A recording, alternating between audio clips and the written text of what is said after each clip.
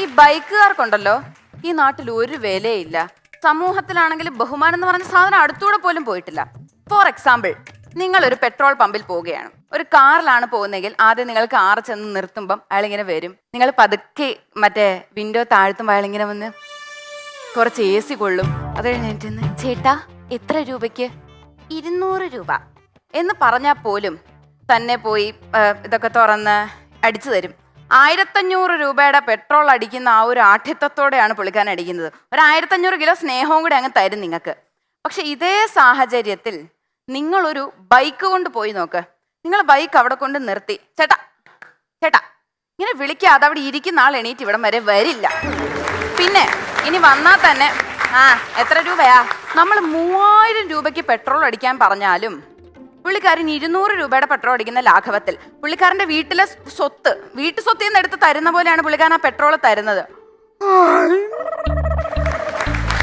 ഇത് കഴിഞ്ഞാൽ തന്നെ തിരിച്ചു വെക്കും. അടയ്ക്കേണ്ട ജോലിയൊക്കെ നമ്മുടെ തന്നെയാണ്. ഇതേപോലെ നിങ്ങൾ ഒരു ഹോട്ടലിൽ പോക്കോട്ടെ, കാറ് വന്ന് നിർത്തുമ്പോഴത്തേന് നിങ്ങൾക്ക് പറഞ്ഞു തരും, ചേട്ടാ അങ്ങോട്ട് നീക്കിയിടൂ, ഓ സൈഡ് മുട്ടുന്നു എന്നൊക്കെ പറഞ്ഞു തരും. നല്ല അസലായിട്ട് നമ്മൾ എന്തോരം നന്നായിട്ട് സെർവ് ചെയ്യുന്നറിയോ. വാലേ പാർക്കിംഗ് ആണെങ്കിൽ ഇങ്ങനെ എണീറ്റ് നിൽക്കുക, കമോ ഞാൻ ഇപ്പൊ കൊണ്ട് പാർക്ക് ചെയ്ത് തരുന്നു. പുറത്തോട്ട് ഇറങ്ങുമ്പോഴേ ഒരു സൊല്യൂട്ടൊക്കെ തരും പുള്ളിക്കാരൻ. ഇതേ സമയത്ത് നിങ്ങളൊരു ബൈക്ക് കൊണ്ട് പോയി നോക്കൂ, അവിടെ അവിടെ പുറത്ത് അപ്പുറത്ത്. ഇതാണ് ആ ഒരു ഭാവം അവരുടെ, നിങ്ങൾ ബൈക്കും കൊണ്ട് പോയി കഴിഞ്ഞാലുള്ള.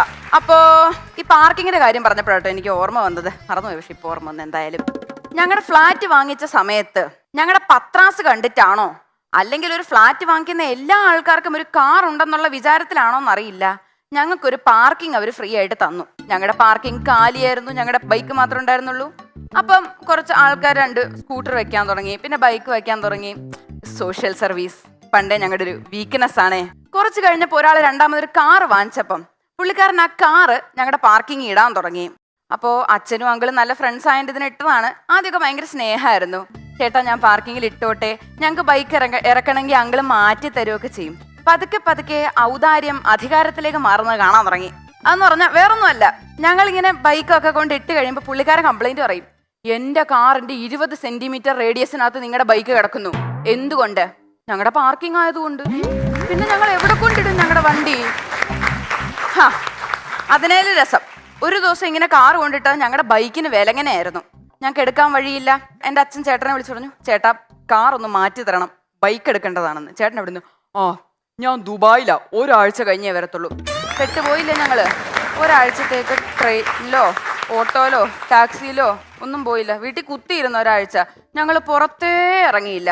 അതായിരുന്നു ഞങ്ങളുടെ പ്ലാൻ. അവിടെ അങ്കിളും അച്ഛനും തമ്മിൽ ഇത്ര പ്രശ്നമൊക്കെ ഉണ്ടെങ്കിലും അമ്മയും ആൻറ്റിയും തമ്മിൽ ബെസ്റ്റ് ഫ്രണ്ട്സ് ആണ്. അമ്മ ഇങ്ങനെ ഇടയ്ക്കിടയ്ക്ക് പറയും, ഈ കാറില്ലാത്തതുകൊണ്ട് സമൂഹത്തിലൊരു വിലയില്ലെന്നൊക്കെ.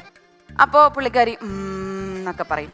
എന്നിട്ട് ഒരു ദിവസം ഉണ്ടല്ലോ, അമ്പലത്തിൽ പോയപ്പം അമ്മ ഈ ആൻറ്റിയെ കണ്ടു. അപ്പം ആൻറ്റി പറഞ്ഞു, ഞാൻ നിങ്ങളുടെ കാറിന് വേണ്ടി പ്രാർത്ഥിച്ചിട്ടുണ്ട് കേട്ടോ എന്ന്.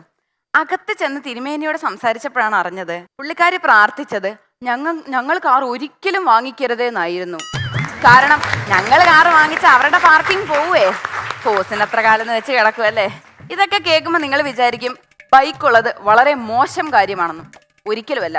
ഒരിക്കലുണ്ടല്ലോ, ഞാനും എൻ്റെ അച്ഛനോട് അച്ഛൻ്റെ ഫ്രണ്ട്സിൻ്റെ കൂടെ ഒരു കറങ്ങാനാണോ അതോ ഫംഗ്ഷന് പോയതാ, കാർ പൂളിങ് ചെയ്താണ് പോയത്. കാറുകൾ നിറഞ്ഞു കഴിഞ്ഞപ്പോൾ ഞാനും അച്ഛനും പറഞ്ഞു, ശരി ഞങ്ങൾ എന്നാൽ ബൈക്കിന് വന്നേക്കാം. ഞങ്ങളിങ്ങനെ കുറച്ച് കഴിഞ്ഞപ്പോഴത്തേനും കണ്ണെത്താ ദൂരത്തൊന്നും കാറില്ല, കാർ അങ്ങ് പോയി.